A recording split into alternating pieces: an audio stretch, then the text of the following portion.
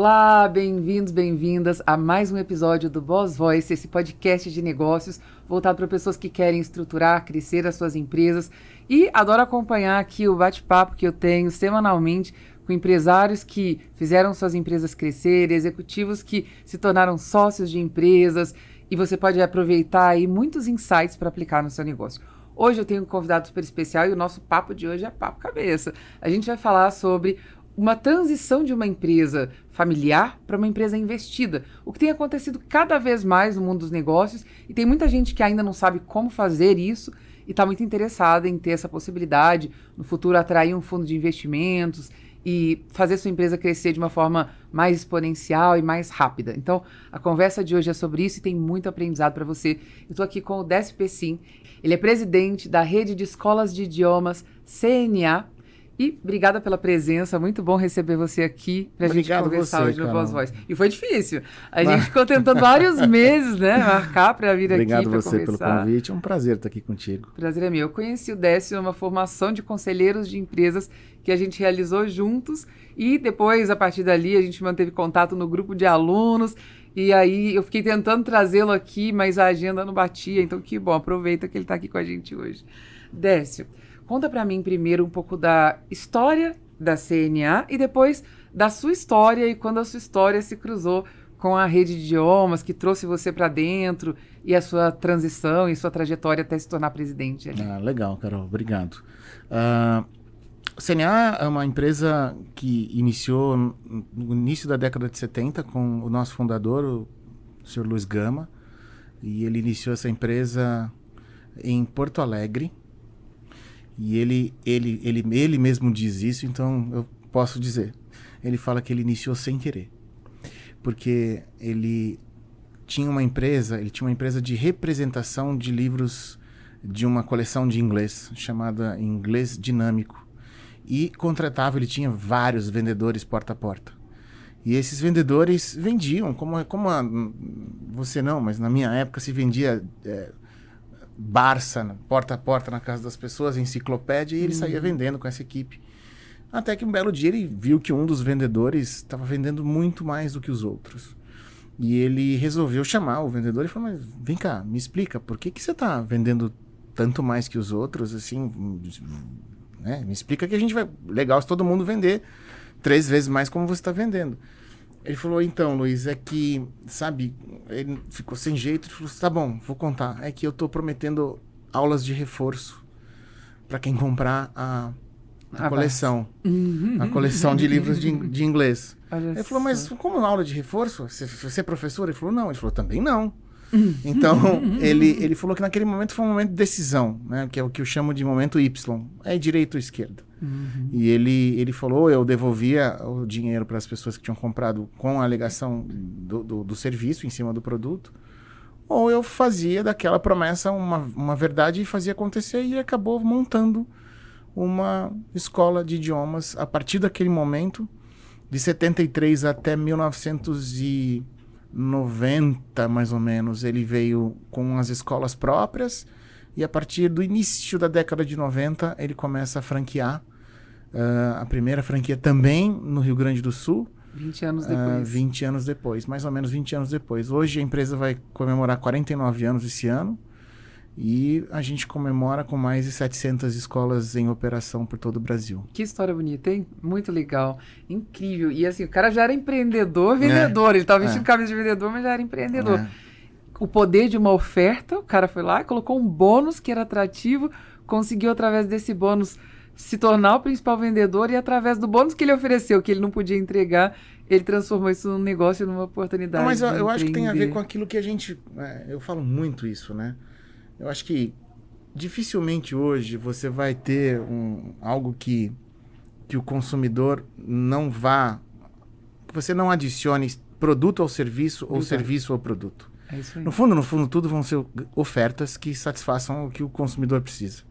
Então, se você, hoje, o que mais tem é um serviço que você agrega algum produto e um produto que você agrega algum serviço. Como as próprias aulas de idiomas, que você tem os livros, os materiais de apoio, produtos que você agrega às aulas e a possibilidade de aprender. E a questão de tangibilizar, eu uso muito esse termo, né?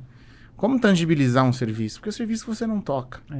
Uhum. O serviço você não é um bombom de chocolate que se o sabor não tá bom, você para e devolve e até pede para trocar se estiver estragado. Imediatamente, sem terminar de comer. Exatamente. O serviço, você tem ali a hora da verdade, que é quando você está interagindo e não só vendendo, mas entregando aquilo que foi contratado. E o cara tem que confiar em você sem ter experimentado antes. Eu brinco que nos serviços, no ramo de serviços, você não tem chance de errar, né? Então, eu abro toda a palestra minha para a rede dizendo, gente, ninguém tem uma segunda chance de causar uma primeira boa impressão. É isso aí. Você pode até ter uma segunda chance de causar uma segunda boa impressão, mas a primeira você perdeu. já era. Então, voltando para o nosso foco aqui do que a gente estava conversando, você me contou desse processo da empresa crescendo. Hoje você tem quantos funcionários? Hoje são mais de 10.500 funcionários no Brasil. Ligados à rede, com mais de 700 franquias esparramadas. Muito bom. E você, como é que você entrou nessa história? Como é que foi a entrada do Décio no processo da CNA para se tornar sócio futuramente? Eu trabalhava no mercado financeiro e em 99 o Luiz me conheceu numa festa de final de ano da empresa. E ele acabou me fazendo um convite para assumir a diretoria financeira. Eu até disse não no começo, eu estava muito bem no banco. E acabei, cedendo aos encantos, porque conversar com ele é incrível. E acabei vindo para a empresa em dezembro de 99. Em janeiro de 2000 eu comecei efetivamente como diretor financeiro. Tive uma passagem de quase 5 anos. Saio. Vou trabalhar, aí eu fui trabalhar no varejo, fui trabalhar com shopping center, varejo, fui superintendente da Abrace, Associação Brasileira de Shopping Centers, e em 2010 ele me liga para jantar e me faz o convite para voltar. Ele tinha passado por um problema na empresa e precisava de alguém que fosse almost plug and play, que chegasse já jogando. Rapidão, conseguisse dar resultados. E foi isso que aconteceu. Ele me chamou em 2010 para retornar, eu retornei para a empresa, mas basicamente o meu primeiro trabalho, além de, vamos dizer, colocar a casa em ordem, foi estruturar a empresa para a entrada de um sócio, porque ali eu já estava olhando muito que a empresa precisava mesmo era de governança. Legal. Governança corporativa para o tamanho que a gente já estava à época. Na época que a gente tamanho tinha era esse? 300 e poucas franquias. Interessante.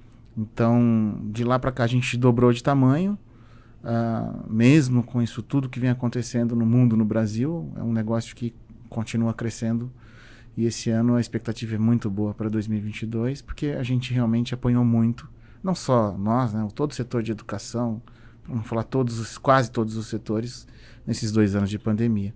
Mas foi isso. Em 2012, a gente traz um fundo de private equity, faz uma rodada e entra o fundo de private equity e, enfim, eu entro com equity também e me torno sócio, o primeiro sócio, CEO.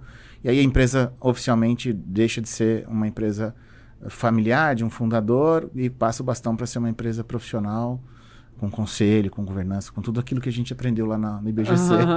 Legal. E olha só que interessante, né? Eu acho que a gente pode explorar muito isso. Você entrou na empresa no período em que era uma empresa familiar ainda, passou por todo o processo de estruturação, com a entrada, com investimento, com o fundo, que muda o jogo completamente. Eu só queria saber o seguinte, foi uma coisa intencional? Você disse que já havia o objetivo de trazer um novo sócio. Foi pensado isso? Com quanto tempo de antecedência? Vocês prepararam a empresa para atrair um fundo, para buscar um sócio? Vocês queriam um fundo realmente? Foi esse tipo de sócio que vocês buscavam? Ou não era exatamente? Vocês estavam abertos para qualquer tipo de sociedade ou de investimento? Eu acho que, assim, pela minha experiência, Carol, o empresário que pensa em atrair um investimento, um investidor, um fundo, a minha dica é, não é qualquer coisa, não é qualquer smart money, não é qualquer fundo que vai se encaixar naquilo que você quer. Porque, vamos lá, todo fundador de empresa, a empresa tem muito o DNA, a cara da empresa, a cultura da empresa. Do sócio, do fundador. Exatamente. Né? Então, no caso, a empresa tinha muito a cara do Luiz Gama, né? Muito afável, uma empresa, enfim. E quando eu retornei à empresa há 12 anos, eu sentei muitas vezes com ele para conversar sobre isso. E uma das perguntas que eu fazia era, Luiz, você quer vender? Ele falava, não, eu não quero vender. Aliás, eu perguntei para ele isso antes de voltar, porque se a resposta dele fosse sim, eu quero vender, eu não teria voltado. Eu perguntei a ele, falei, Luiz, você quer vender? Ele falou, não, eu não quero vender. Tá, mas você topa ter um sócio? Sim, eu topo ser um sócio. Aí você começa a árvore de decisões. Sim. Né? E ajuda o empresário a tomar a melhor decisão.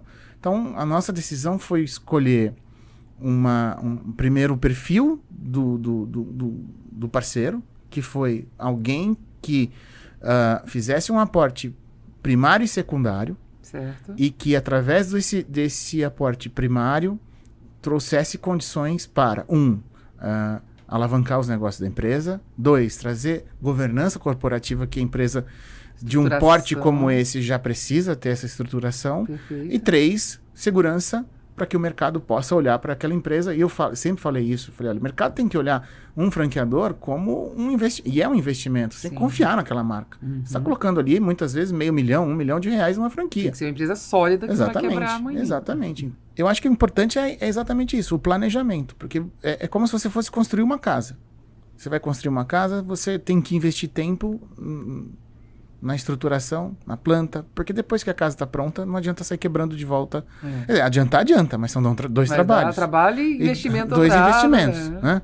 Então, e dor de cabeça. Então, investe tempo, minha dica é invista tempo para identificar o perfil do parceiro que você quer. Se é minoritário, só com assento em conselho, minoritário que quer além da cadeira do CEO, quer a cadeira do CFO, ou majoritário, ou venda total. Porque tem muito empresário também, e eu conheci muita gente ao longo desses últimos 10 anos com essa experiência, que diz o seguinte, não, eu não quero sócio. Quem tem sócio tem patrão. Ou então aquela máxima, não, se for para vender, eu vou vender total. Prefiro sair fora. Prefiro sair do negócio. Do que ter que me adequar, né? Então, se essa for a característica mesmo, eu acho que faz sentido você... E aí, o próximo passo que foi o nosso, contratar um banco de investimento, contratar uma boutique de M&A para poder, aí sim, eles buscarem no mercado esse perfil, dentro desse perfil que você passou, alguém que possa atender esse perfil. Legal. Bom, eu acho que tem vários pontos interessantes nesse processo aí, que é engraçado. Muitas vezes o empresário brasileiro acontece um momento em que ele fala, putz, faz sentido ter um investidor. E eu acho que agora com as startups está ficando muito mais claro, até para o cara pequeno que está crescendo, que está se tornando médio, que há essa possibilidade e que isso é legal. Mas há pouco tempo atrás eu via que o empresário brasileiro tinha muita restrição em relação a trazer um fundo. Ele achava que ao trazer o fundo, ele perderia completamente autonomia, controle, e que ele passaria a ser um empregado do fundo. E a gente sabe que isso existe, não é uma mentira. Sim. Existem vários modelos de investimentos, vários tipos diferentes. Eu conheço histórias muito bem-sucedidas e histórias bem feias, inclusive, em relação a isso. Acontece. Mas eu acho que passa muito por isso que você comentou, que é de você entender, não é o que aparecer, é aquilo que a gente busca com o perfil que a gente entende que se encaixa com as nossas necessidades, com as nossas expectativas. Isso faz diferença para um acordo bem-sucedido, um processo bem-sucedido. Muito, muito. E uma outra coisa, assim, a nossa decisão pelo fundo que entrou na empresa foi um detalhe que realmente para nós, e principalmente para o Luiz, fez muita diferença. Nós temos um instituto que cuida no extremo zona sul de São Paulo, que cuida de 300 crianças em estado quase máximo de carência e necessidade. Chama-se Instituto CNA. E o seu Luiz, de 20 anos para cá, ele se dedica muito ao Instituto, a cuidar do Instituto, a cuidar de tudo que está acontecendo por lá. E ele fez questão de apresentar o Instituto CNA para aqueles candidatos que tinham chego para conversar com ele, que queriam entrar na empresa. A empresa que mais se adequou ao discurso dele de que teria que manter o Instituto CNA foi o fundo, né? Foi o que foi escolhido. Entendi. Porque eu acho que ali por trás disso tem uma sabedoria. Se eles realmente toparem continuar o instituto que eu fundei, que cuida aqui de crianças, que é uma coisa muito pessoal dele, que às vezes pode ser visto unicamente como uma despesa por um fundo que está entrando. Sim. E ele não precisou, com o nosso sócio, ele não precisou de acordo nenhum. O sócio falou, isso aqui é lindo, isso aqui é maravilhoso, é transformador e a gente vai manter. Ou seja, a garantia de que o legado dele vai ser mantido e que o fundo não está entrando para apagar tudo aquilo que ele construiu ou transformar a história dele numa nova história que ele desaparece do processo. Exatamente. Então, acho que é no detalhe, né? A gente não tropeça em montanha, a gente tropeça em detalhe, né? É isso aí. A gente dá topada na pedra pequena, não é na pedra grande. Né? Eu, quando fui pro Everest lá, eu caí 2 vezes. Então, você estava me contando. E foi em pedra pequena. Gente, esse homem, ele escalou o Everest. Você conhece alguém que escalou o Everest? Vai ter que me contar essa história já, hein? E foi em pedrinha pequena, porque ela entra embaixo da bota e a gente sai rolando morro abaixo, né? Em montanha abaixo. Então, vamos falar morro é sacanagem. Né? Morro montanha Everest. abaixo. Então, a gente tem que olhar o detalhe e tomar muito cuidado com os detalhes do dia a dia. Eu acho que ele foi muito sábio ao atrelar aquele momento em que ele estava vendendo um percentual relevante dele e da empresa, para alguém que tivesse minimamente os mesmos valores de vida que ele tem. Então, a escolha dele, ele fala isso, a escolha dele foi muito mais em função dessa sinergia do que pelo dinheiro que estava um pouquinho para lá, um pouquinho para cá em cima da mesa. Muito bom. E aí eu queria falar um pouco sobre essa transição, né? Primeiro, do momento em que ele começou a considerar essa hipótese, o quanto ele tinha conhecimento do que seria a transformação do negócio através da vinda de um fundo nessa altura, quanto que ele já estava preparado, pronto para isso como fundador, e já tinha essa noção das mudanças, ou foi um processo de preparação que vocês trabalharam juntos, e o que mudou, que foi mais difícil de adequar no primeiro momento, pensando no fundador e que você conduziu muito esse processo? Eu não sei se ele estava muito claro para ele o que seria essa transição e a entrada de um fundo. E a minha volta aconteceu em junho de 2010 e a entrada do fundo foi em setembro de 2012, ou seja, 2 anos e 3 meses depois. 2 anos depois. Logo que eu voltei, eu fiz um business plan e apresentei para ele e falei, Luiz, a gente tem alguns caminhos aqui, né? Só que tem uma maneira de a gente acelerar esse caminho, que é fazendo isso, isso e isso. Num primeiro momento ele torceu um pouco o nariz, porque eu acho que talvez seja a primeira reação do empresário, e principalmente daquele empresário que começou o negócio, do fundador. Sim. Que isso pode parecer bobagem, um detalhe, mas é substancialmente importante. E ele... Qual que era seu papel no negócio nesse momento? E ele ainda estava na cadeira de CEO?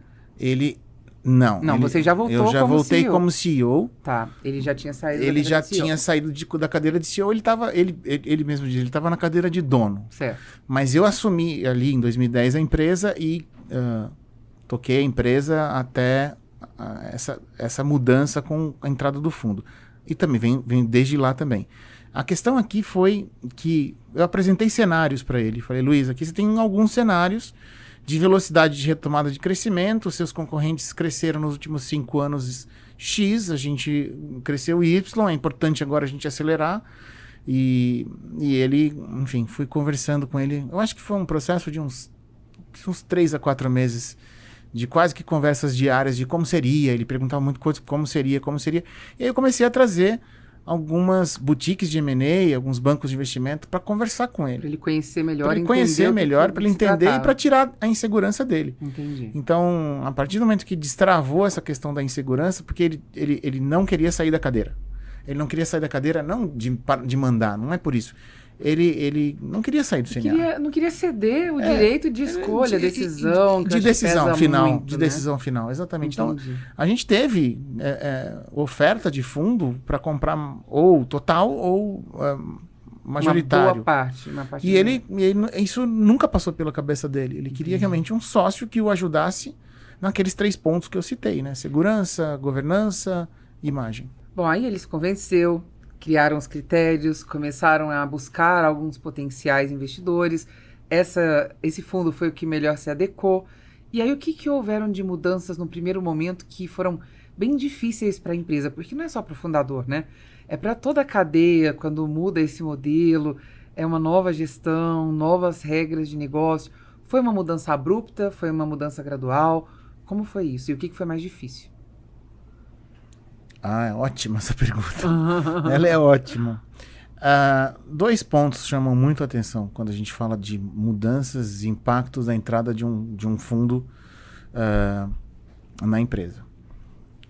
Eu acho que assim, o ponto bom é que a gente nunca colocou, tanto o fundo quanto nós, nunca colocou uma data de happy end, assim. Nós não vamos, aqui vai ser o nosso final feliz, não tenho que sair até uma data, porque isso realmente coloca uma pressão sobre o business, não é só sobre o CEO, não, mas sobre o business, que muitas vezes leva alguns negócios a uma não naturalidade.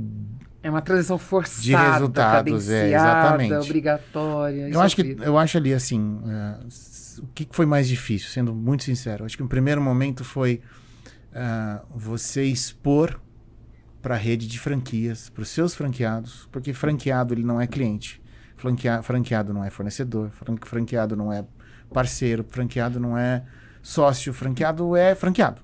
É diferente, ele tem um contrato para uso da sua marca, você transfere know-how e ele tem a sua marca na frente da escola dele e você tem que confiar muito. Tanto é que a base do franchising é trust, é confiança.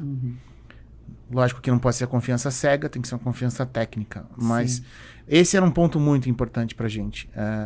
Como que isso chegaria à rede de franquias, como que isso chegaria aos franqueados e quais seriam os impactos de eventuais ruídos de comunicação e agora vai mudar tudo. Então, eu acho que foi uma transição muito tranquila. Posso afirmar que foi porque eu estava lá dentro, né? Liderando essa transição. A gente fez uma rodada no Brasil, eu lembro que isso foi em 2012. Nós fizemos ao invés de fazer uma convenção nacional, nós fizemos 7 convenções. 7 convenções em 15 dias. Nós rodamos o Brasil inteiro, fomos para o Sul, Centro-Oeste, Norte, Nordeste, São Paulo, Rio.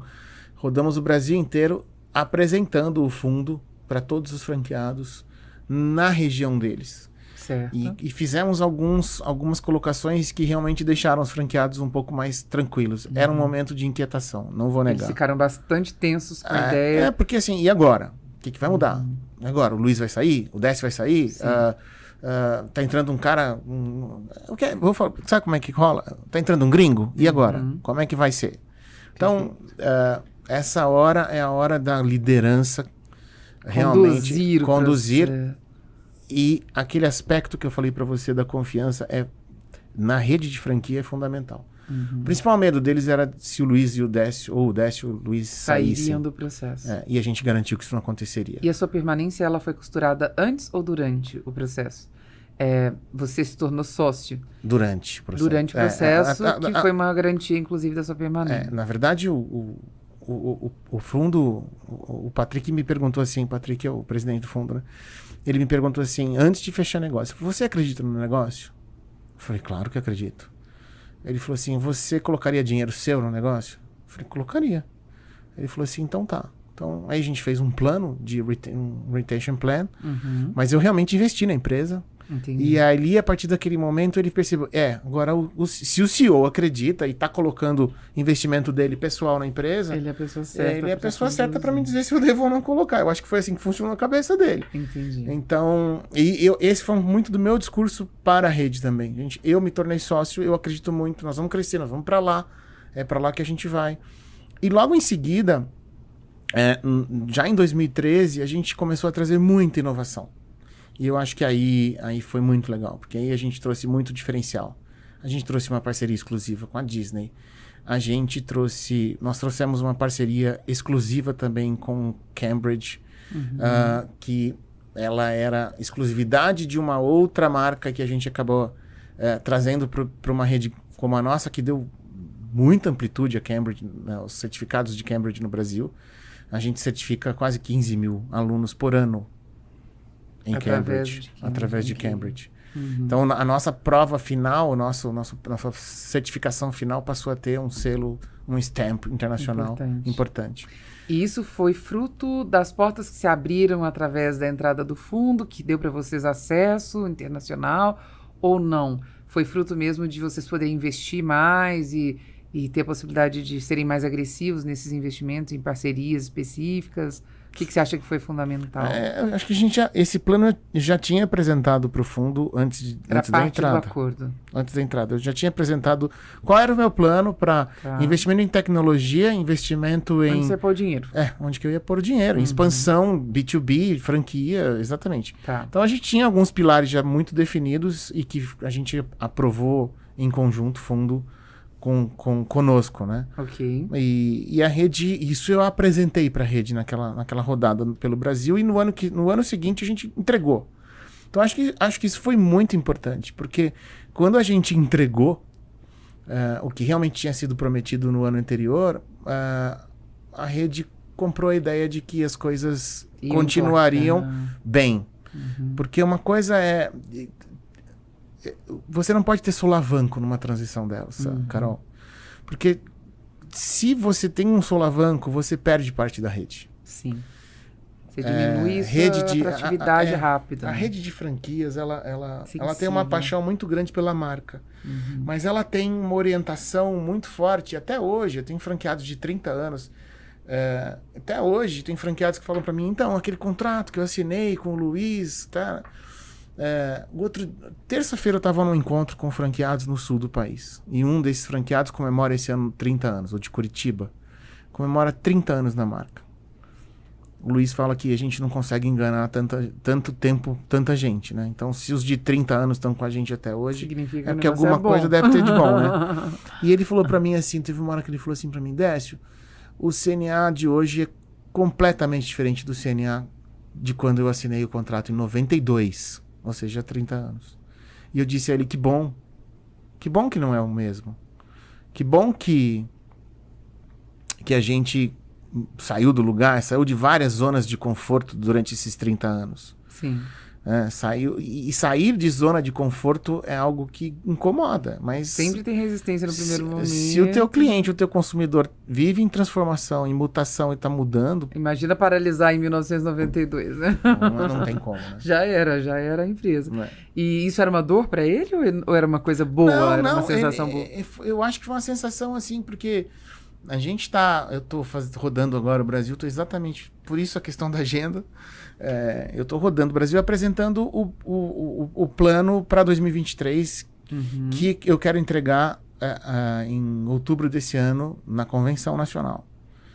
Depois de 3 anos a gente volta a fazer uma convenção presencial. Numa rede de franquias, isso é muito importante. A gente faz uma convenção para 1.200 pessoas. É porque você dá o tom da conversa e você traz todo mundo para olhar para a mesma direção, exatamente. Né? Isso é muito então importante. esse é meu estilo de fazer. Eu não gosto de chegar na convenção e que as coisas que a gente vai apresentar na convenção sejam uma surpresa para o franqueado. Sim. Então, e as pessoas tinham muito medo, né? Se você tirar o efeito surpresa, as pessoas não vão para a convenção Flip, pelo contrário. Se você tira o efeito surpresa e faz com que eles participem, não da decisão, mas participem do processo de construção do planejamento. E se preparem para o que vai acontecer. Exatamente. Ali, o que eles podem levar. Eles se sentem muito participativos. Sem dúvida. Então, quando eles chegam na convenção, eu vou dizer para você, 60% já não é mais novidade. O que antes era 100% novidade, hoje é 30% novidade. Sim. Mas as coisas relevantes... Eu já rodei o Brasil antes para falar, gente, nós vamos fazer assim, assim, assado, vocês têm alguma coisa para contribuir?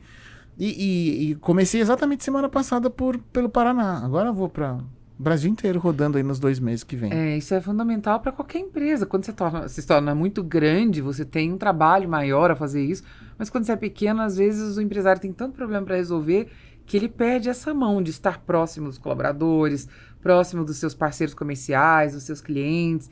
E é algo que dá o tom de voz mesmo e que te permite entender o que você tem que fazer, quais são os seus próximos passos a dar. E tem um segundo ponto, Carol, que você me perguntou e eu já estava deixando de escapar.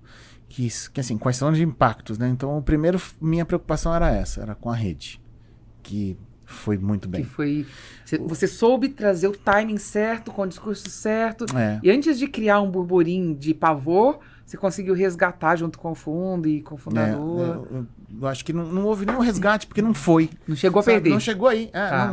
Então a gente conseguiu Manter ter a credibilidade. eu acho que isso foi muito E importante. somar. Legal. O segundo aspecto foi o interno. E aí, você, por exemplo, eu já era CEO antes, passei a ser CEO agora com um sócio, com governança, com compliance, com um fundo, com um conselho.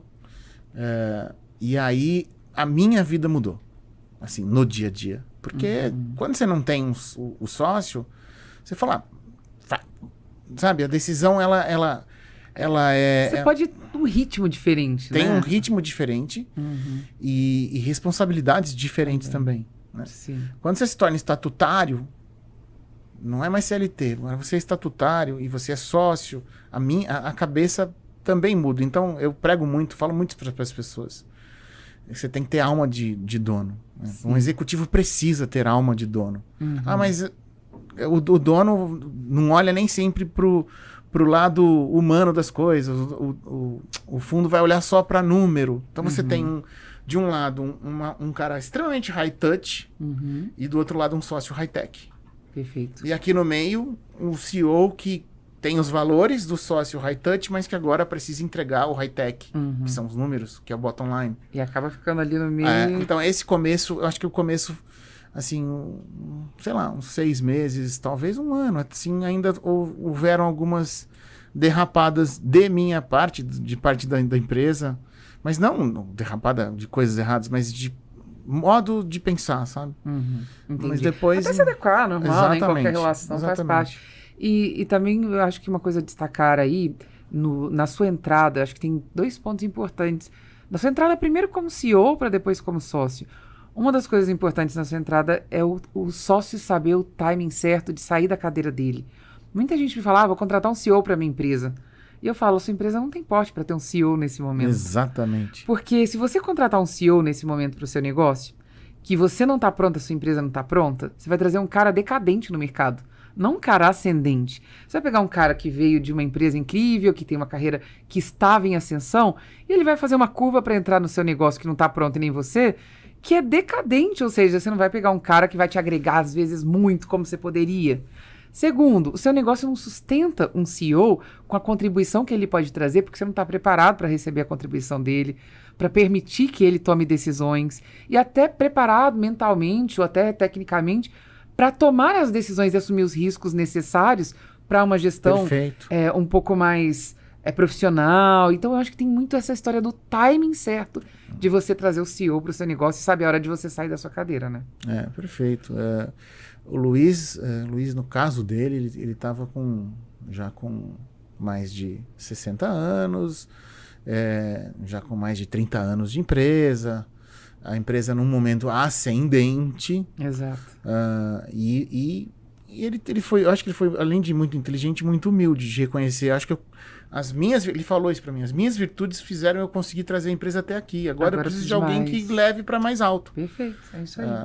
E você acha que tem algum ponto específico? Você diria que tem algum ponto na sua visão que é o momento ideal ou que ajuda o sócio a identificar que talvez esteja chegando nesse ponto, na hora dele fazer uma mudança e ele sair da cadeira? Eu comparo, talvez as pessoas vão falar, nossa, não tem nada a ver, mas a comparação que eu faço do momento do sócio conseguir sair, de a gente tomar uma grande decisão na vida, é que a gente não precisa passar por um susto. É pelo amor, não pela dor, né?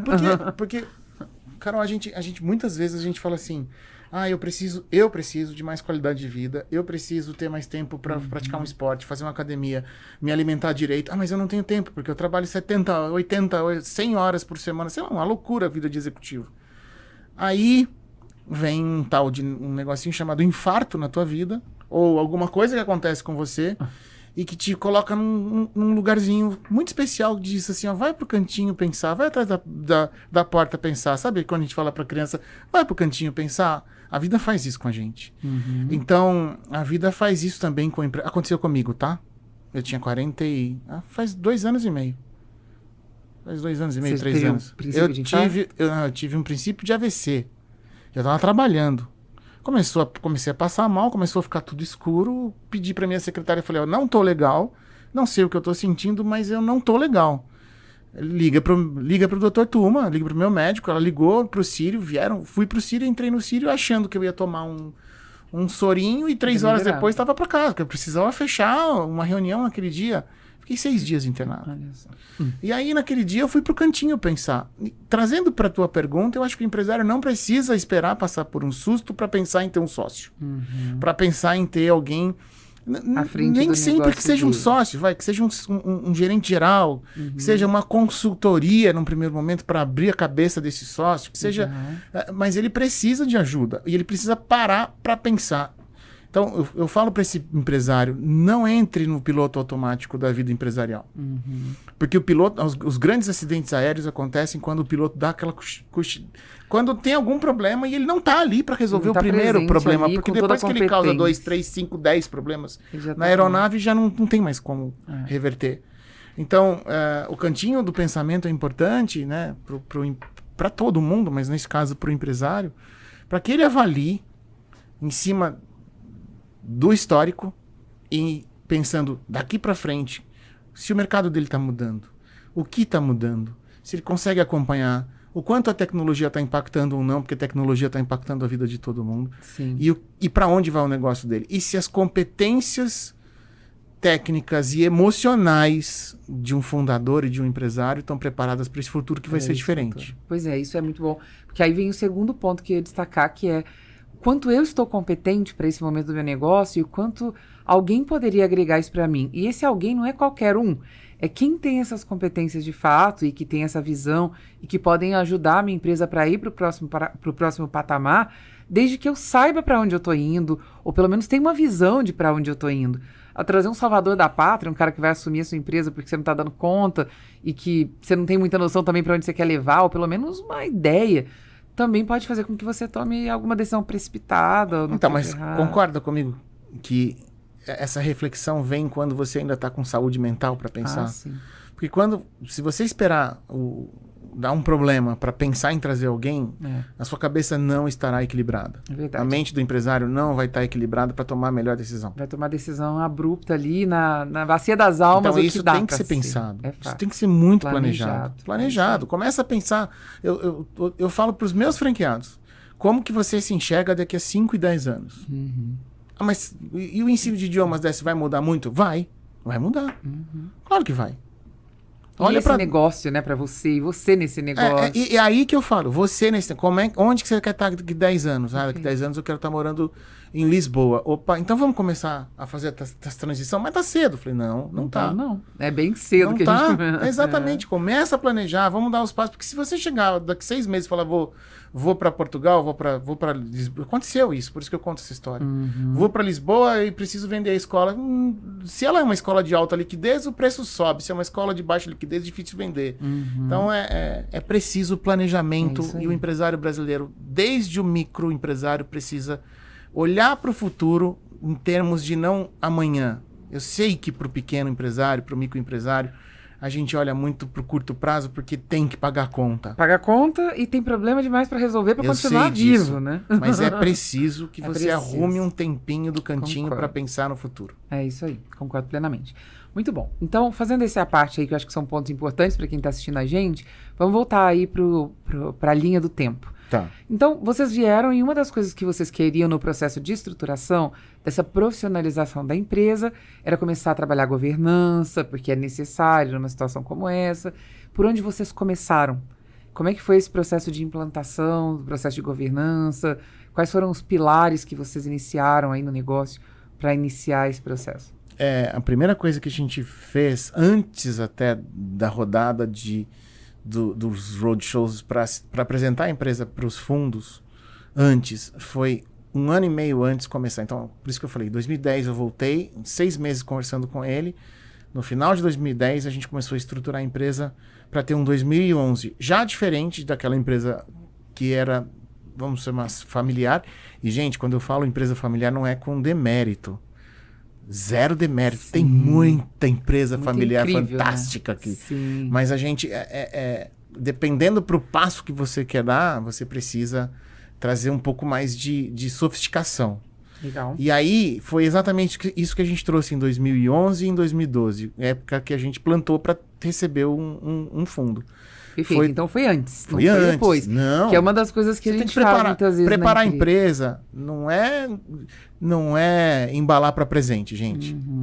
Preparar a empresa é que a gente usa às vezes esse jargão é meio pejorativo. Ah, fulano preparou a empresa. Não é maquiou a empresa. Não é maquiou a empresa. A gente preparou a empresa, quer dizer, eu trouxe o mínimo de estrutura, o mínimo de governança, já trouxe auditoria, já formamos um conselho, então algumas coisas já foram feitas antes, mesmo sendo uma empresa limitada, que nos permitiu uma transição para uma SA mais tranquila. Até porque você vai buscar gente para colocar dinheiro no seu negócio. Exato. E quanto mais confiabilidade esse cara tiver e mais provas você tiver de que seu negócio é sólido, confiável, mais atratividade existe para pôr dinheiro e mais dinheiro você consegue. Então, a gente foi muito elogiado nas due diligences. A gente foi muito elogiado. Porque a empresa estava realmente... A empresa estava bem redonda, assim. Bem transparente, bem redonda, com tudo muito organizado. E isso foi um trabalho que a equipe, à época, realizou, que foi muito bom. Com prazo definido, assim, vamos começar aqui e terminar aqui, porque aqui a gente começa um processo de buscar investimento. Ou não, a gente vai começar a buscar investimento quando a gente estiver pronto. Como é que foi isso? Prazo, a gente definiu no final de 2010 que iríamos buscar um investimento, mas que isso levaria 2 anos. Se prepararam em 2 anos para tal. Em 2 anos a gente se preparou para que a transição fosse leve. Legal, perfeito. Porque, de novo, franquia, quanto menos o barco balançar, melhor. É isso aí, muito bom. Bom, e tem muita gente que não sabe como é que funciona os roadshows, quais são as premissas, o que é feito, como é que é. Conta bem rapidinho, assim, para as pessoas se inteirarem. Bem rápido, bem basicamente, a gente colhe informações históricas da empresa, mostra isso em formato de apresentação e mostra... Bom, enfim, você vai ter ali uma história que você tem que contar do passado, de onde você veio, qual foi o caminho que você trilhou e hoje, como você está. Então, essa é a história que você conta, que a gente fala pretérita. E a história principal é a história daqui para frente, do futuro. Tá bom, para onde é que essa empresa vai? Qual é o mercado? Qual é o tamanho do mercado? Qual é o nível de penetração? Qual é o ticket médio? Como você está em relação aos seus competidores? Quais são as perspectivas de crescimento? No nosso caso, expansão, B2B, B2C, produto, coloca mais uma língua, outras línguas, outros produtos, tecnologia. E aí você faz uma apresentação e geralmente o empresário ou o CEO, junto com o CFO, com o diretor financeiro, são as duas pessoas-chave nesse processo. Porque o CFO, o diretor financeiro, é quem vai basicamente validar e dar segurança para aqueles que estão ali, vamos supor, entrevistando naquele momento. E o CEO vai falar da estratégia e da história e também precisa transmitir muita confiança. Vai vender seu negócio, mostrar qual é a realidade dele atual e qual é o futuro desenhado, desejado e por que vocês estão buscando investimento nesse momento. Basicamente, separaria em 3 partes, né? A história, o hoje e para onde vai. Muito bom. Ótimo. Então, fizeram tudo isso, definiram pelo fundo, o fundo entrou. Antes de passar para a história e para adiante, mais uma pergunta. O que você acha que são benefícios de um fundo e dificuldades que talvez na ideia de trazer um fundo pode ser um problema?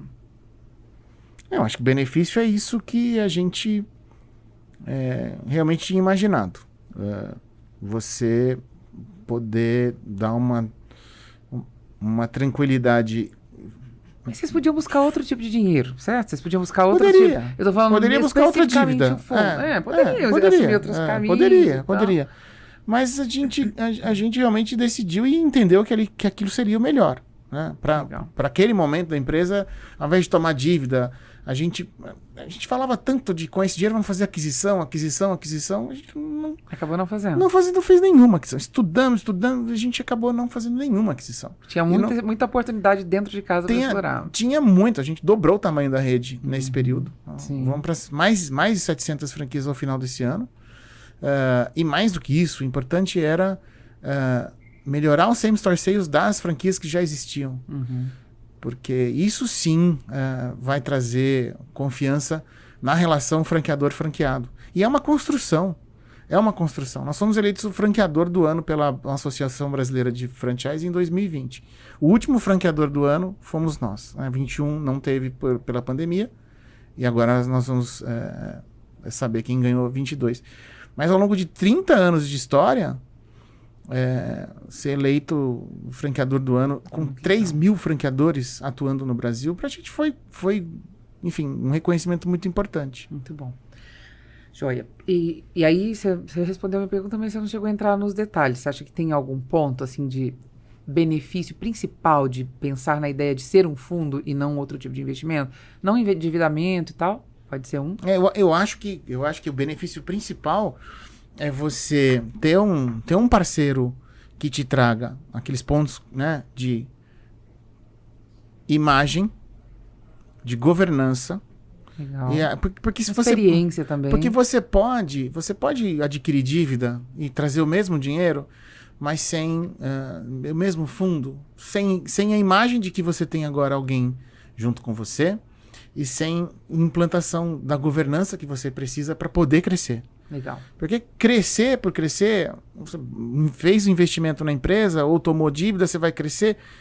E houveram alguns casos, obviamente eu não vou ser indelicado de citar, mas houveram casos no nosso setor muito claros de aquisições de uma empresa que comprou outra, uma marca que comprou a outra, e que não deu certo, porque aqui não tinha um fundo, tá, ok, mas existe uma cultura, franquia é muito cultura.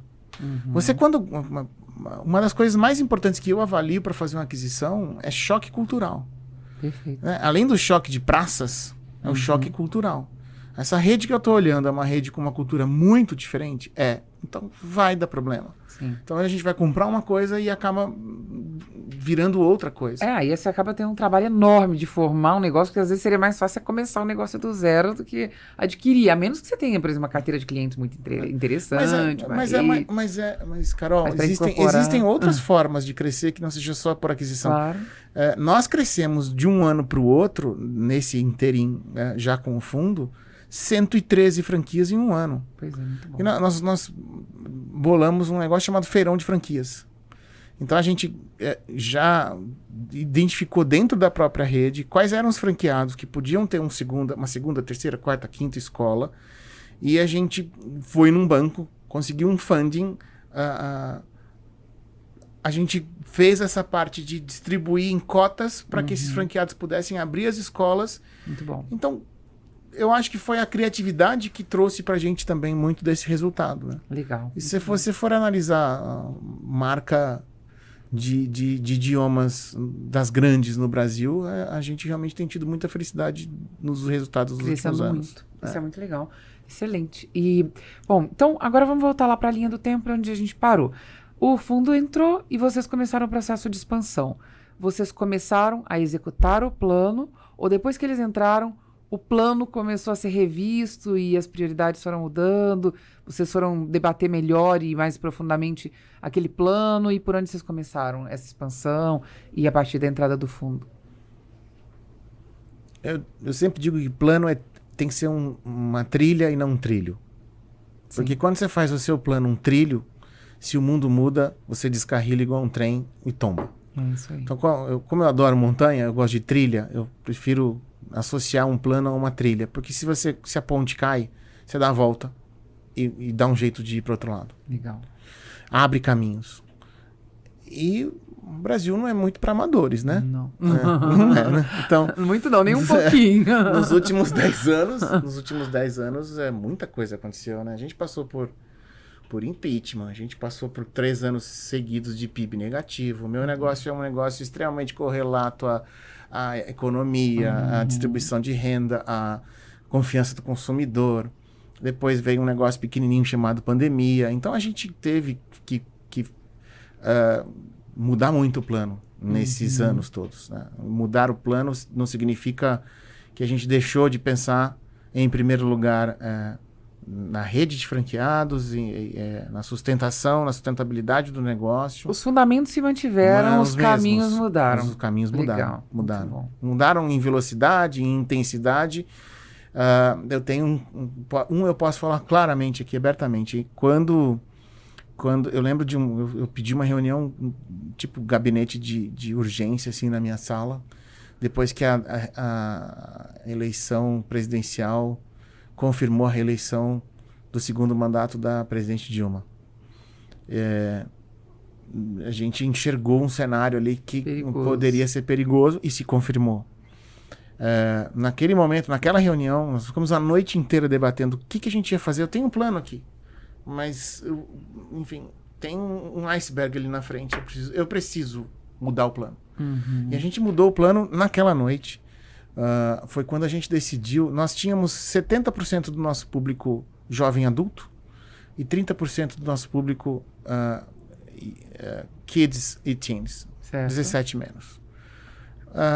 No nosso setor, a gente tem uma característica que é, muitas vezes, o pai para de estudar, mas ele não tira o filho. Uhum. Ele quer um futuro melhor para o filho. Ele quer um futuro melhor para o filho. Porque basicamente, eu atendo nas minhas escolas a classe C1 e B2. Uhum. Então, é uma classe que vai batalhar para dar um futuro melhor e que muitas vezes é o primeiro melhor emprego da família, primeiro filho que consegue cursar o ensino superior.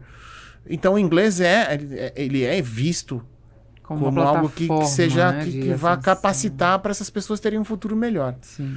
E aconteceu exatamente o que a gente pensou, porque o Brasil, quando entra naquela crise de 2015 e 2016, com PIBs negativos a 4% por ano ali, desemprego subindo, volatilidade aumentando, a gente teve uma perda dos alunos adultos que param de estudar, porque geralmente o adulto é para melhorar no emprego, uhum, e a criança é para ter uma vida melhor. um futuro inteiro melhor. Brilhante. Exatamente.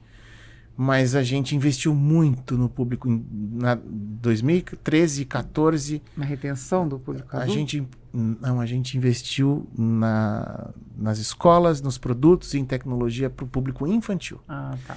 E aí a gente traz um público que a gente não tinha e que ele é mais... Ele tem uma relação CAC-LTV muito melhor. Entendi.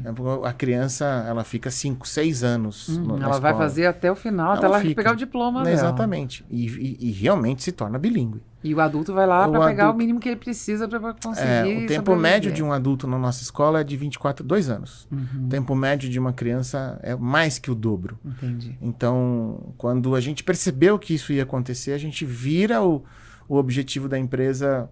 não mais para expansão de abrir loja, abrir escola e expansão B2B, mas sim para uma melhora da qualidade. Vamos trazer uma parceria, a gente trouxe Disney, a gente qualificou a rede e os professores, a gente financiou e ajudou as escolas, inclusive, a colocarem um padrão arquitetônico novo, com salas de aula, com experiência com os personagens Disney. Legal. Ou seja, muita afinidade com as crianças e muita experiência interessante para que eles pudessem. E aí a gente consegue fazer aquilo que era 70% adulto, 30% criança, hoje é o contrário. 70% criança e 30% adulto. Isso é muito interessante também do ponto de vista de negócio, de você ter essa afinidade com o seu público, de ter essa informação, essa sensibilidade. Não pode passar batido para o dono do negócio, para o CEO da empresa. Esse ajuste fino de quem é que está ali sentado na cadeira, quem é que é o meu cliente, como é que eu posso mirar no cliente certo. Não ter medo de abrir mão. Vocês abriram mão de um público porque vocês enxergaram um público com muito mais potencial.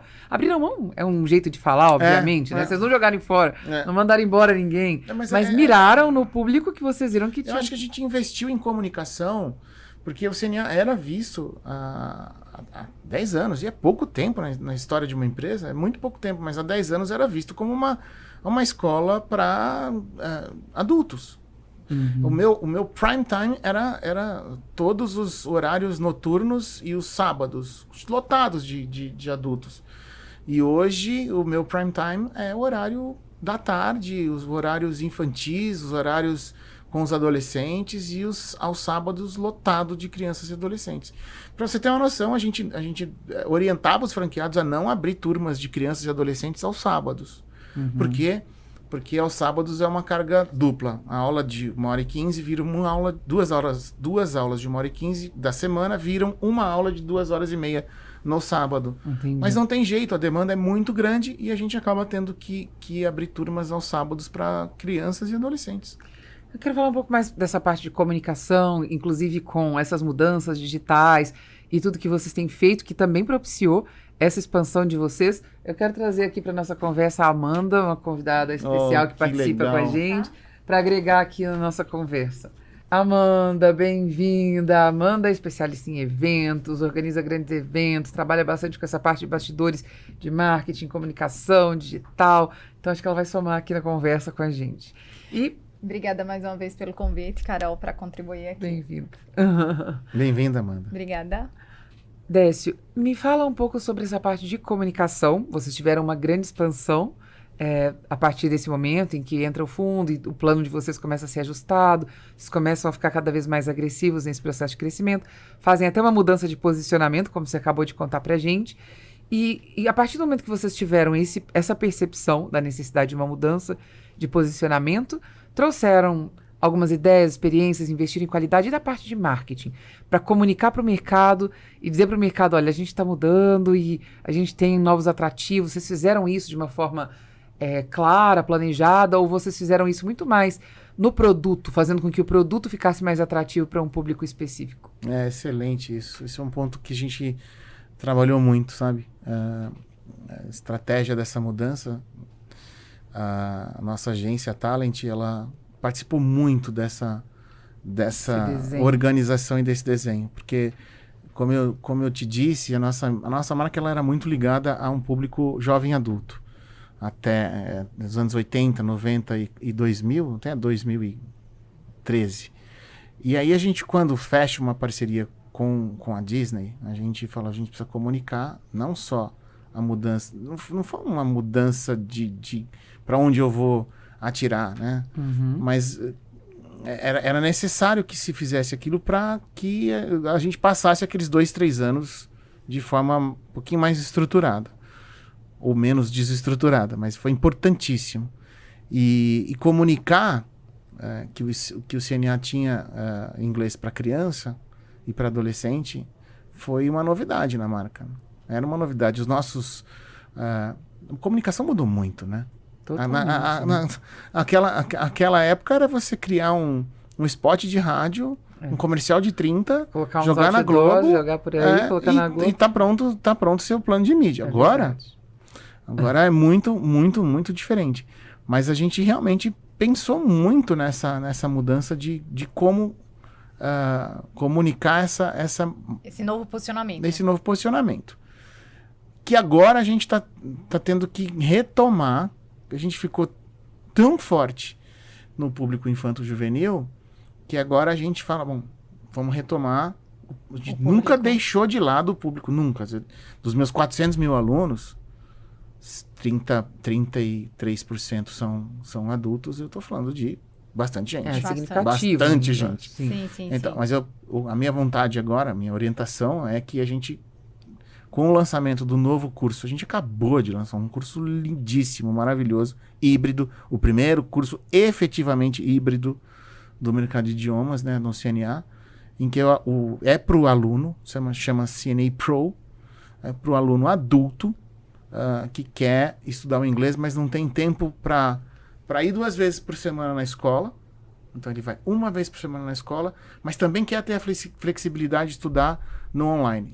Não quer nem tanto, nem tão pouco. Tipo, não quer ficar só no presencial e também não quer ficar só no online. E eu acabei de rodar uma pesquisa, 1/3 das pessoas querem exatamente esse formato. O formato híbrido. As pessoas, a gente pensa assim, isso veio muito claro na pesquisa, eu vou dividir com vocês porque é legal. A gente pensa assim, hoje todo mundo vai optar pelo online, ainda mais agora, depois da pandemia, 67% dos entrevistados querem a regularidade de um curso que ele tenha que ter o presencial na carga do curso dele. Que vai muito além, né, da ideia de você participar de um curso e aprender. Tem a questão social que as pessoas estão e outra, as pessoas sabem, existe, obviamente que Você aprende inglês se você tiver muita disciplina, como não só o inglês, mas qualquer outra coisa, você precisa de disciplina. Sim. Né? Mas o contato social é uma referência que você não consegue ter quando tá no online. A sala de aula é uma arena do saber. Sim. Exatamente. E a necessidade do contato com o público... Brincando, a gente ficou 2 anos em pandemia, é muito tempo. Se tivesse ficado 6 meses, Exatamente. 1 ano, 2 anos. Ó, minha sobrinha, ela tá na fase, começou a faculdade agora. E aí ela foi para o primeiro dia de aula, quando chegou lá não tinha aula. Não, a aula de hoje era online. Ela falou, online eu não quero.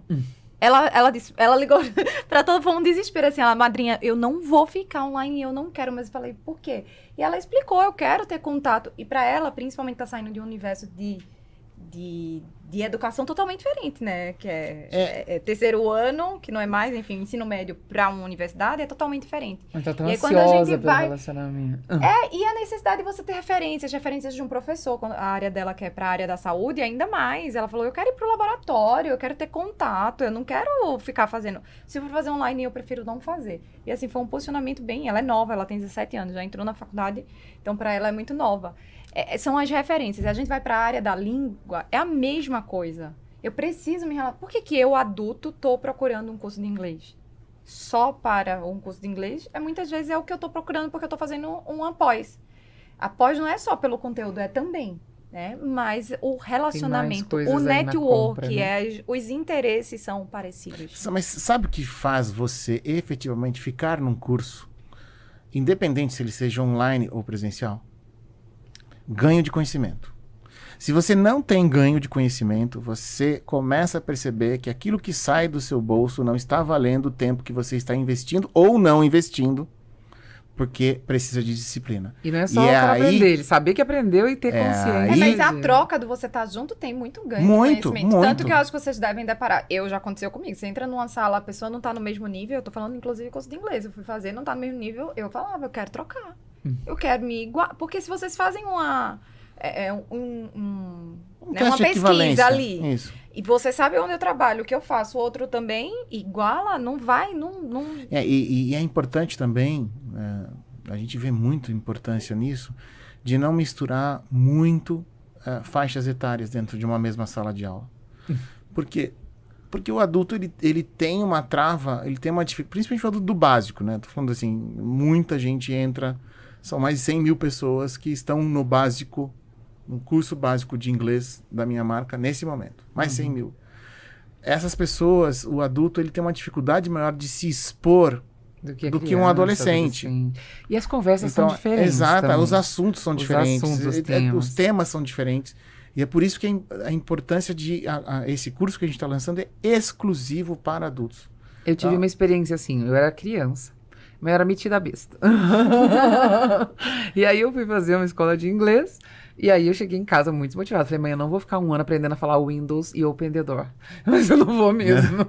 E aí ela falou, mas você fez um nivelamento. Eu falei, mas eu não vou ficar no livro 1 de jeito nenhum. Você vai voltar lá, eu faço outra prova, não tem problema, mas nesse livro eu não fico. E aí não tinha a turma equivalente de crianças.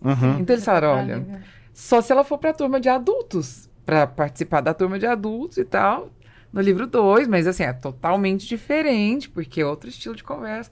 Falei, não tem problema não. Na turma 1, aprendendo a falar Open the Door, eu não fico.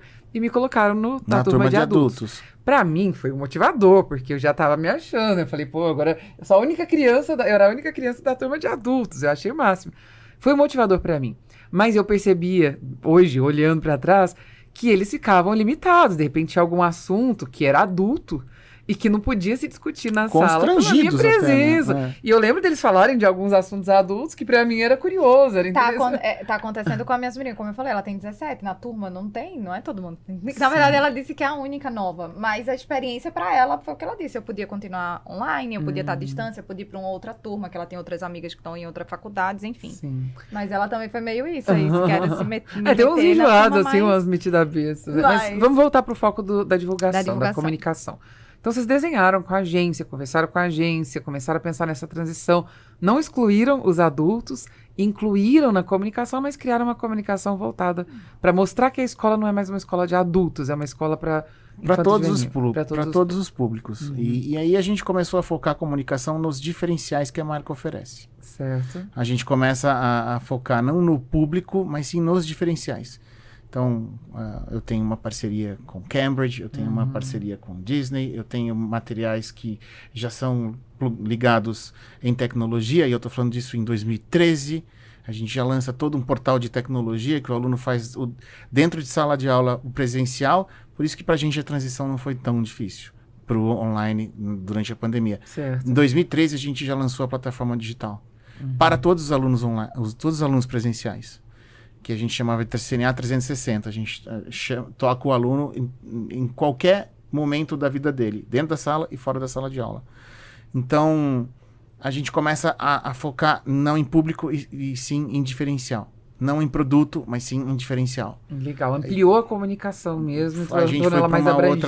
Agora a gente já mostrou bastante os atributos de mercado que a gente tem de diferenciais, né, nesse sentido, e agora a gente foca em público de novo. Com o lançamento do Cinea Pro, a gente... Quando você sabe o caminho que você quer, né, você sabe o que fazer. A comunicação é muito importante, ter essa clareza do público. Eu ia te perguntar o seguinte, o que você acha que é importante? 2 coisas que você acha que são essenciais para um lançamento de um produto digital, quando você está falando de uma empresa que é totalmente física, e depois eu vou voltar a pergunta para você. Primeiro, inclusive, o que eu acabei de falar. Público. Para lançar um produto digital, você precisa saber com quem você quer falar. Primeiro, ter consciência do seu produto, quem você quer falar e aonde você quer chegar. São 3 muito mais etapas. direcionada a comunicação online, né? São 3 etapas básicas, assim. Se ele fala para mim, esse curso é para um público de negócios. Então, eu, enquanto consumidor, eu sei o que eu vou esperar, como eu citei, né, na minha rede de relacionamentos. Eu sei o que eu vou esperar na linguagem, quer dizer, provavelmente o direcionamento do professor ou do curso vai ser para aquilo ali. E eles, ao mesmo tempo, também vão saber o que comunicar. Então, para mim, qualquer caminho são essas 3 etapas aí. Tá, a primeira coisa é o público, a segunda é? O público, né? Para eu saber onde que eu quero atingir. A comunicação, quer dizer, como eu quero ser vista, direcionada para esse público, e passar a linguagem que tem que ser feita. Maravilha. O que foi decisivo para vocês nesse processo dessa transição da comunicação? Você falou que não foi tão complicado, que vocês já estavam percebendo esse movimento. Mas teve alguma coisa que foi muito diferente, ou que vocês precisaram adequar muito, ou não? Foi só natural, mais um veículo, mais um caminho, mais algumas formas de se comunicar? Carol, assim, de verdade, pra gente foi uma mudança de conceito interna e fazer com que os franqueados entendessem que aquilo era um caminho correto a ser tomado. Porque se a gente também erra numa estratégia grande como essa, sofre a marca, mas sofre o pequeno empresário lá na ponta. Sim. E um grande franqueador, ele é grande franqueador formado por centenas ou milhares de empresários pequenos na ponta. A gente tem que saber isso. Então, para a gente mudar como a gente mudou, precisa ter um reason why muito forte. E o nosso reason why era olhar para o mercado brasileiro nos próximos 3 anos, e realmente se confirmou, infelizmente se confirmou, os problemas do país em 15, 16, e a gente começa a sair em 17, lembra do PIBinho? No PIBinho. Então a gente andou 3 anos com PIB menos 8. Sim. E ali a gente precisou mostrar esse cenário. Eu fui para a rede de franqueados e falei, gente, esse é o cenário em que a volatilidade do aluno adulto é muito maior do que a do aluno criança. E aí a gente começa a colocar para a rede relações que outrora não existiam. Sim. KPIs que outrora eles não olhavam. Eles olhavam só índice de matrícula, índice de rematrícula, alunos por turma, enfim, existem alguns KPIs aqui que são mais tradicionais do setor. E aí a gente começa a falar para a rede, olha, a gente tem que olhar agora CAC, a gente tem que olhar LTV, a gente tem que ver quanto tempo cada perfil de aluno fica na rede, o quanto você, apesar da mensalidade média de um aluno infanto-juvenil ser mais barata do que a de um adulto, ele te deixa mais, ele tem uma cauda longa. Legal. CAC, custo de aquisição do cliente, LTV, Lifetime Value, que é quanto tempo aquele cliente vai te trazer recursos. Não é uma transação, mas todo o tempo que ele continua comprando de você. Para quem não conhece aqui, já vou traduzindo. E é isso aí. Eu acho que daí está um papel muito importante do CEO da empresa, que é conduzir, seja o CEO um executivo, seja o dono do negócio, conduzir o olhar das pessoas para o lugar certo. no momento certo. Conseguir fazer com que todo mundo olhe. Poxa, peraí, a gente não está olhando aqui para este indicador, mas esse indicador traz uma informação para a gente que é crucial para o movimento que a gente precisa fazer agora. Conseguir despertar o olhar, tanto dos colaboradores, dos outros executivos, como também, no caso de vocês, dos franqueados, eu acho que é algo bem importante e o papel fundamental de um CEO aí no processo. Eu acho que essa liderança, né, você conquista as pessoas olharem para você e falarem, cara, o Décio tá falando. Olha que inspirador, ele tá falando isso da da ouvido. Quer dizer, ouvido. você é uma inspiração e é uma responsabilidade, né? Sim. Aí vem o Everest, Vamos falar disso. Eu tive uma experiência muito legal com uma pessoa que eu super admiro, que é um CEO, que eu trabalhei um tempão de uma big empresa, foi head da TOTUS um período, eu trabalhei no processo de aquisição da TOTUS com a empresa onde ele era antes diretor financeiro, CFO, virou CEO e eu participei dessa formação e desenvolvimento, eu adoro o Ronan. E aí, ele, nesse momento, um dia eu cheguei na sala dele, eu falei, pô, Ronan, você emagreceu pra caramba, você secou. Ele falou, Carol, pra sentar nessa cadeira aqui, agora que eu sou o CEO, eu tive que provar pra mim mesmo que eu tenho condições de sentar na cadeira e me desafiar para chegar nessa condição, ter energia para tocar esse processo aqui, foi algo importante para mostrar para as pessoas que elas podem contar comigo. Como é que foi o Everest para você? Ele é um hobby pessoal e como é que ele se relaciona com a sua vida empresarial, o seu processo aí de conduzir o negócio? Essa é uma história muito heterodoxa, né? Nada ortodoxa na minha vida, porque sempre gostei de esporte, sempre, desde pequeno, fui de esporte. Meus filhos são tenistas, minha filha é tenista, joga nos Estados Unidos, faz faculdade nos Estados Unidos. Então, a gente é muito ligado, eu acho que o esporte ensina muito. Sim, sem dúvida. Ensina na vitória, principalmente na derrota. Eu adoro. E eu sempre fui... Disciplina, muita coisa. Te tira... Levantar, né? Quando você cai.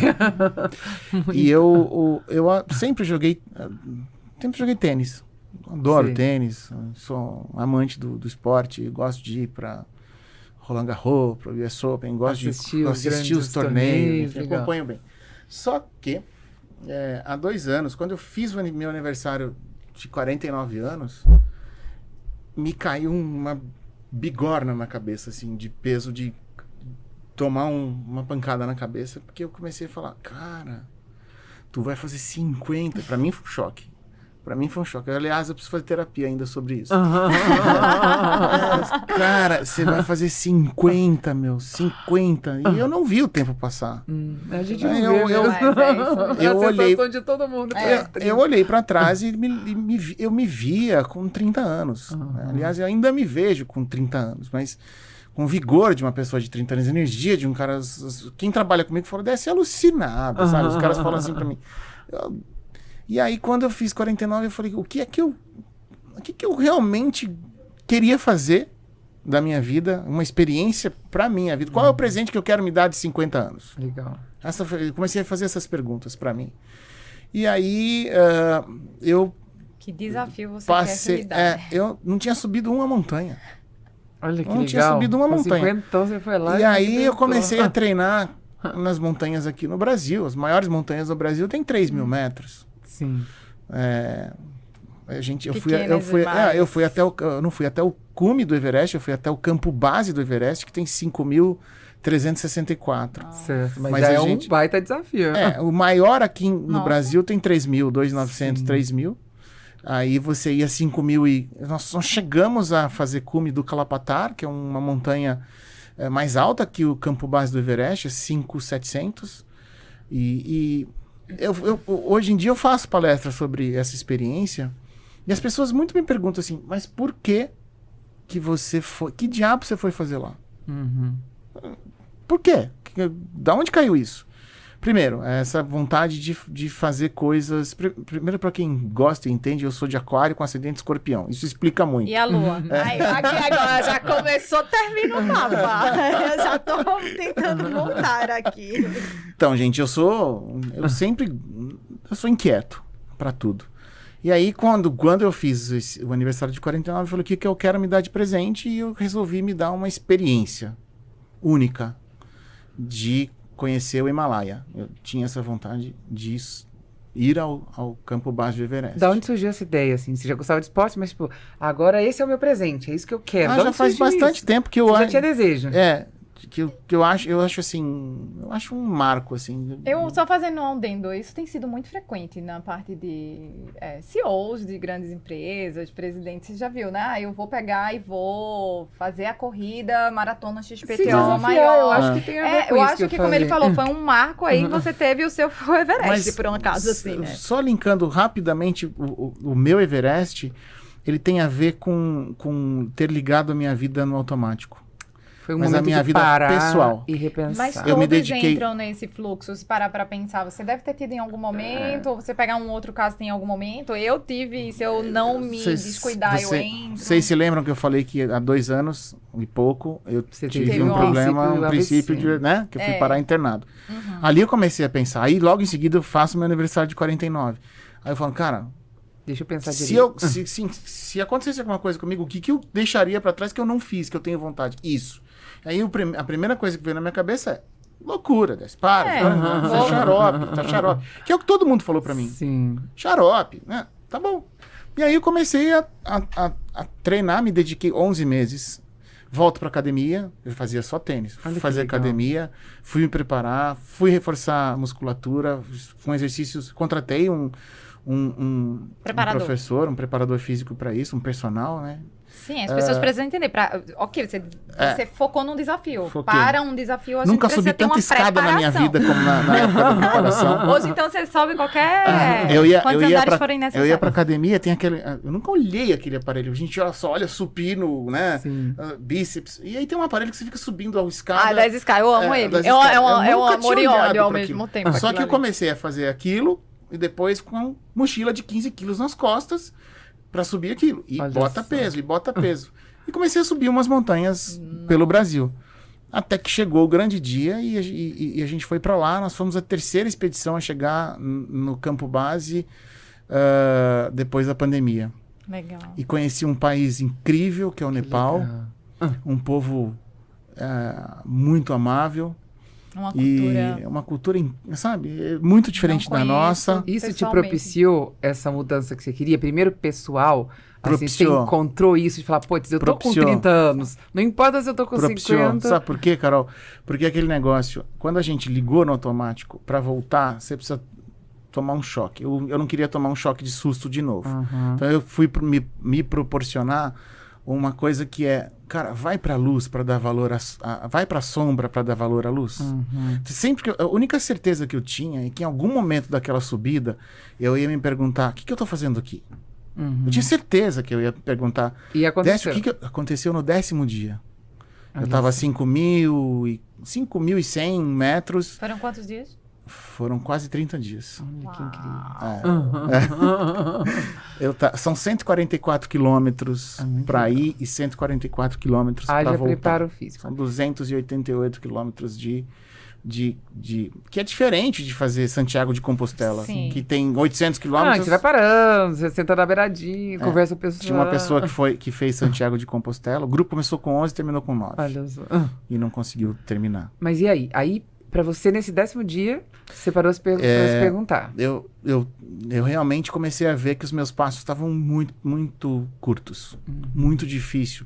Falta ar. Aham. A altitude cobra ali, né? Cobrou de todo mundo, dos mais preparados aos menos preparados. Cobra de diferentes maneiras, a conta chega. Mas você começa a olhar pro horizonte e olhar lá em cima e falar, cara, eu não vou conseguir. Mas a força mental tem que ser muito forte para. Tem vários vídeos que eu passo, depois legal. posso mandar para Eu vocês. quero sim. E ali naquele momento eu até falo no vídeo, falo, o que eu tô fazendo aqui, cara? Eu podia estar lá, março, verão, praia, adoro O que passou cerveja. na minha cabeça, né? Nesse E momento e onde aí eu você tava. chega num lodge, 3, 4 dias sem tomar banho, porque acima de 5.000 metros a água congela. Sim. E aí a brincadeira séria é assim, existe banho? Existe. Se fizer sol. Entendi. Porque aquecimento solar, não existe aquecimento elétrico lá em cima. Sim, Então, nos lodges, quando você não fica acampado, no lodge é aquecimento solar. Eles têm uma caixa d'água pequena. Então, você tá em 11... Quem fica por último já era. Não existe Sabe, último. tinha uma das coisas... Depois quando do a gente quarto vai- não tem mais banho quente. Para a nossa população, uma das coisas que mais impactam quando se fala alguma coisa, ficou tantos dias sem tomar banho, ficou tantos dias. Você vai para outras culturas, ficar na sem Europa, tomar banho é meio que tranquilo. normal. Só que a gente, principalmente que é considerado um dos países mais limpos, é o que mais choca. Não, eu falei na Europa Mas tranquilo, é? mas não é bem É? assim, não. Todo mundo na Europa que não toma banho, sim, não. sim, Mas sim, é não é diferente. julgamento, é questão de hábito e É cultura. hábito, é, Pode ver, a primeira mas coisa lá que ele no- falou, fiquei X dias É o tomar banho. frio. Teve um caso agora de um brasileiro que estava recuperando, a sogra que estava na Ucrânia. E a coisa que ele mais falava era assim, ela tá 5 dias sem tomar banho. Aí o pessoal escrevia, gente, esquece que ela tá sem tomar banho, foca em outra coisa. Ele falou, é que é meio que natural, cultural. a gente fala naturalmente, assim. Você fica, sei lá, 20 dias sem comer carne. Uhum. A única proteína, eles mesmos falam, a única proteína, Vai te confiável é o ovo. enfraquecendo de alguma Ovo. maneira. Mas vai né? congelar o ovo? Não, o ovo não. Mas por que não se come carne na montanha, na alta montanha? Na altitude extrema, não se come carne porque você não transporta a carne em tempo de ela não ter o Congelar. risco de estragar. Apodrecer ali. Aham. Não dá pra Entendeu? carregar Porque ela isso. sobe no lombo dos Ah. iaques, que é aquele touro Ah. do Nepal. Coitadinho Vai no dos lombo do bichinhos. iaque. Enfim, Vai no tem lombo N dos desafios aí carregadores. que você para refletir aos desafios da vida, eu acredito. Você muito vai legal. dormir com menos 20 graus. E aí, como é que isso trouxe impacto também? Tá o Décio antes e o Décio depois, pessoalmente e profissionalmente. Para mim, tem um antes e um depois, como você falou, porque eu voltei dando mais valor, assim, a coisas que eu tinha realmente colocado numa caixinha do automático. Foi um chacoalhão na minha vida pessoal, em vários sentidos. Tenho muita vontade de voltar e falo muito para as pessoas que a vida é o hoje. Tudo bem, a gente tem que planejar, tem que se estruturar, pensar no longo prazo, Mas tem que viver. mas vive intensamente o hoje, cara. Que ele acaba. Porque o de amanhã, minha filha não vai voltar a ter 4 anos. A Dora, ontem eu tava com ela, ela tá em Tampa, e ontem eu tava com ela fazendo um vídeo com ela. Chegou uma hora que eu tava moça. pensando que ela tinha... Qual a idade? Tem 19, fazendo medicina lá. Nossa! E o meu menino tem 15. Ele tá nesse momento jogando uma partida do brasileiro, e joga tênis também. Legal. E a mãe foi com ele. E agora, o que eu não... Passou. O relógio não volta. É verdade. Então, Isso é uma coisa pra gente pensar. O relógio mesmo. não vai voltar, sabe? Eu falei isso pra minha mãe outro dia. Meu pai tá com 84 anos. Eu falei, mãe, o relógio não vai voltar. Não. É isso aí. Então a gente tem que o que você tem hoje, o ensinamento da montanha pra mim. O que você tem na tua mochila? É com ela que você vai subir a montanha. Muito bem. A partir disso, decide o seguinte: o que você vai levar na tua mochila da vida? Perfeito. Você vai colocar um monte de coisa que vai dificultar a tua jornada e até paralisar você, porque é pesado carregar algumas coisas e alguns valores. Um montanhista, enfim, um escalador que quer levar uma escova de dente, ele corta o cabo da escova de dente e fica só com a parte das cerdas, Leva só o essencial. porque ele economiza 20 gramas. Muito bom. Louco, Adorei. mas Ele é leva, interessante. você leva um pouquinho, você calcula quanto de pasta de dente você vai usar naqueles X dias para não levar 30 gramas a mais. E para mim o maior ensinamento é o que você está carregando na mochila da tua vida que é realmente Essencial. Essencial. Eu acho isso muito legal. Uma É, mensagem eu não- muito impactante e que a gente, como empresário, tem que pensar. Pensar em todos os aspectos, eu acho. Do ponto de vista do negócio, que é, às vezes, a gente está focando nosso recurso, nosso tempo em bobagem, que não vai levar a lugar nenhum, e a gente tem que reconhecer isso, saber retroceder. E na nossa vida mesmo, de saber o que eu tenho que pôr na minha mochila agora que eu não tenho, e o que eu tenho que tirar que está pesando aqui. mas você, que é você inútil, faz não serve escolhas, né, mais. Carol? Para Trocas, você né? pôr coisas, você tem que deixar Tirar coisas. alguma. É isso aí. Para você pôr um novo conhecimento, você tem que abandonar velhos hábitos. É isso mesmo. Para você pôr uma pessoa na tua vida, você tem que tirar uma pessoa. São escolhas que você vai fazer de o que eu vou levar nessa jornada. É isso aí. Então, todo dia, você vai subir uma montanha como o Everest, você arruma a sua mochila de manhã, acorda às 6 da manhã, 7 toma café, 7h10 está saindo para subir, porque você não pode Depois do almoço tem várias coisas que tem que fazer muito cedo. Depois do almoço é mais perigoso porque o sol já está mais intenso, tem risco de avalanche. Depois do almoço você também tem... Porque lá o dia Ou seja, escurece. a montanha não se adequa a você que tem que se adequar à isso aí, montanha. é isso Essa aí. é a vida do empresário. Resumo para mim, para finalizar, olha para tua mochila e vê o que você está levando, Muito porque bom. a vida é hoje, cara. Adorei. Perfeito. Perfeito. Muito obrigada, Décio. Obrigada, Amanda, pela contribuição. Pessoal, obrigada pela sua presença aí, por você assistir com a gente, participar do Boss Voice. Deixa aqui seus comentários, os insights que você teve. Tenho certeza que com esse episódio deu para ter um monte de insights muito legais. E eu sou a Caroline Calaça, como você já deve saber, sou especialista em crescimento, estruturação de negócios. E para mim é uma honra receber cada um desses convidados incríveis aqui. Eu cresço e aprendo muito e espero contribuir com o seu crescimento também. Se você não tiver inscrito no meu canal, se inscreva aqui. Toda quarta-feira às 19 horas a gente tem um novo episódio com um empresário, um executivo de sucesso que está levando o seu negócio ao crescimento para você aprender com isso e economizar o seu tempo e seus recursos aí. Boss Voice, comenta aqui e se inscreva no canal. A gente se vê no próximo episódio. Muito obrigada.